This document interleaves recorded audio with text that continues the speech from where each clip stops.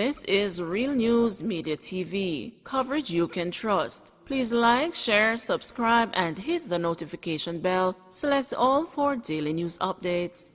Good afternoon, my Real News Media TV family. Welcome back to the channel for another news update for January 2, 2023. And in the news this afternoon, police probing murder of man in Above Rocks. The police in Above Rocks, St. Catherine, are yet to make a breakthrough in the murder of a resident which occurred on New Year's Eve in the rural community. The deceased has been identified as Kenroy Williams, a 25-year-old laborer of Above Rocks district. It has been reported that about 10:30 p.m., Williams and others were playing music when they began experiencing problems with the power supply. Williams and a relative went to a nearby lane to check what was causing the problem. It is alleged that a man armed with a handgun appeared from behind a tree and fired shots hitting Williams. He was taken to the Spanish Town Hospital where he succumbed to his injuries. JDF soldier dead following vehicular crash in Westmoreland. A Jamaica Defense Force soldier has succumbed to injuries he sustained in a vehicular collision on the Bethel Town Main Road in Westmoreland on Sunday. He has been identified as Private Javani Morris, 20-year-old of Lincoln District, Grange Hill in the parish. It is reported that about 3:15 p.m., Morris was traveling in a patrol vehicle with another soldier when their vehicle collided with a water truck. Both JDF members were taken to hospital, where Morris later succumbed to his injuries. 4 people injured after crash in St. Mary. 4 people were rushed to the Anota Bay Hospital in St. Mary after sustaining injuries as a result of a single vehicle accident along the Gray's Inn Main Road in the parish on Sunday. The news understands that the accident occurred when the driver failed to negotiate a corner and crashed into a light pole. No information has been obtained as to the severity of the injuries suffered by the occupants of the car. St. James records a first murder for 2023.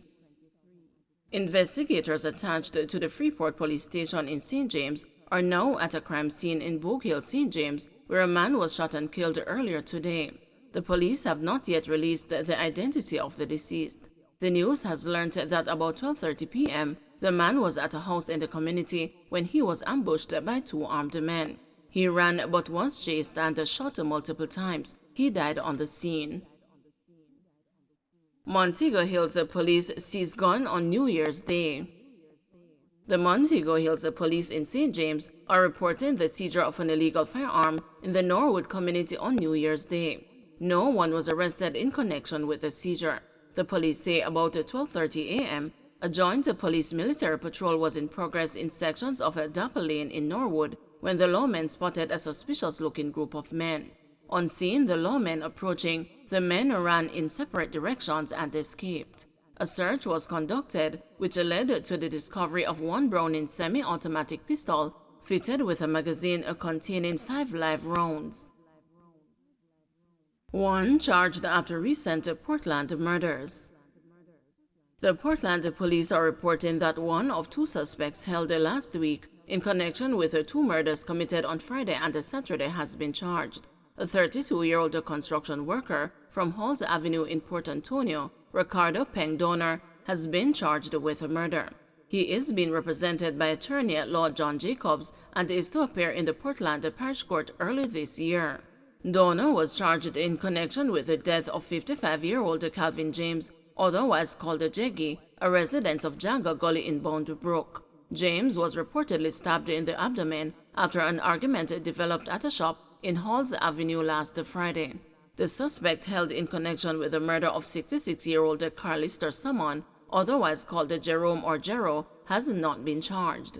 Last Saturday morning, Salmon, who usually sleeps in the yard of the Friends Church on Smart Road in Port Antonio, was found lying at the front of the building in a pool of blood. His head was bashed in, and there was a large stone beside his body. The news understands that the suspect held in his murder may have been involved in 2 other murders of street people in the Port Antonio area. Investigations continue. 14 people injured in 2-vehicle crash in St. Mary. 14 people sustained injuries on Sunday night when the motor cars in which they were traveling crashed along the coastal highway at Huddersfield, St. Mary. The police say about 7:30 p.m., the driver of a Toyota Wish attempted to make a U-turn. A Toyota Probox that was heading towards Oterios slammed into the side of the Toyota Wish.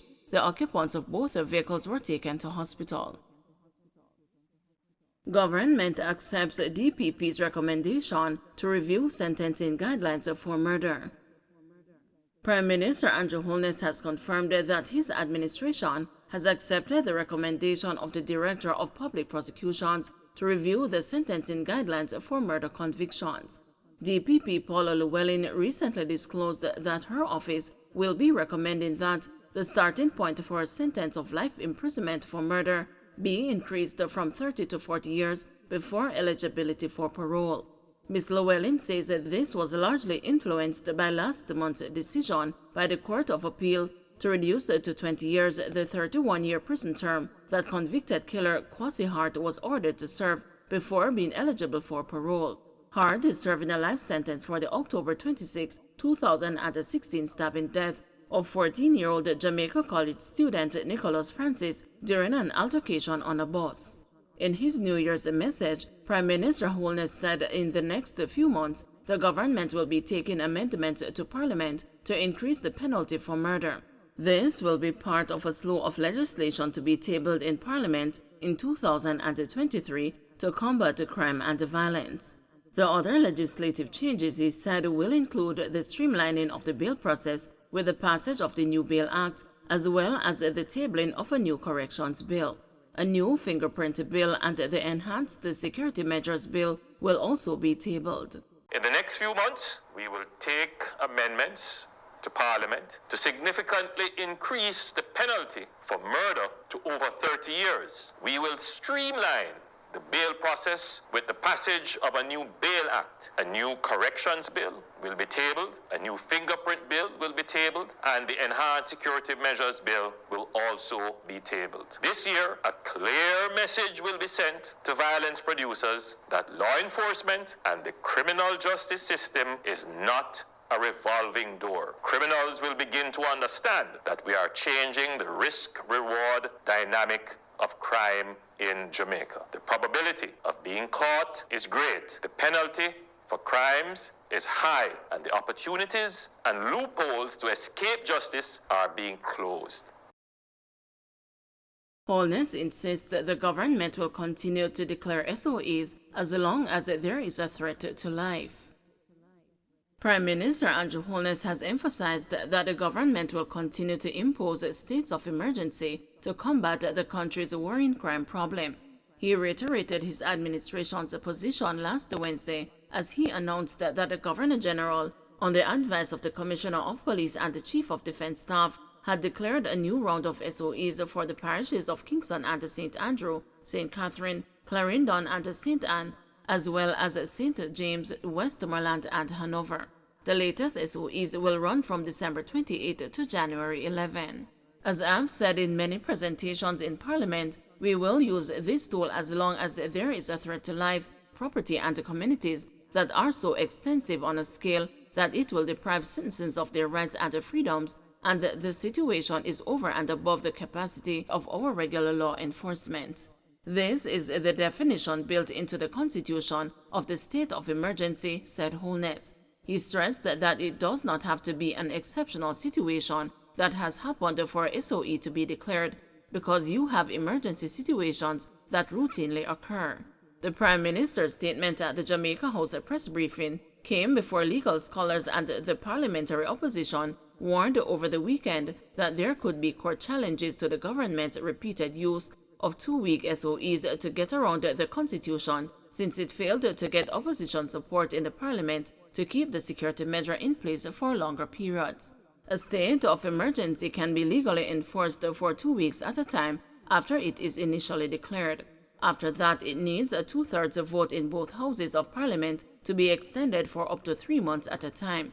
While it has the required votes in the House of Representatives, by virtue of controlling 49 of the 63 seats in the lower chamber, it requires the support of one of the 8 opposition senators to hit the 2/3 requirement in the 21-member Senate.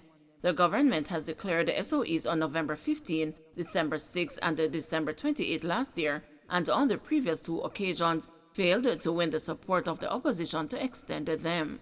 The opposition has argued that the repeated use of SOEs is unconstitutional and that the country's murder rate remains high despite numerous SOEs being imposed since 2017. The government insists the SOE saves lives and argues that no court has ruled the emergency measure to be unconstitutional.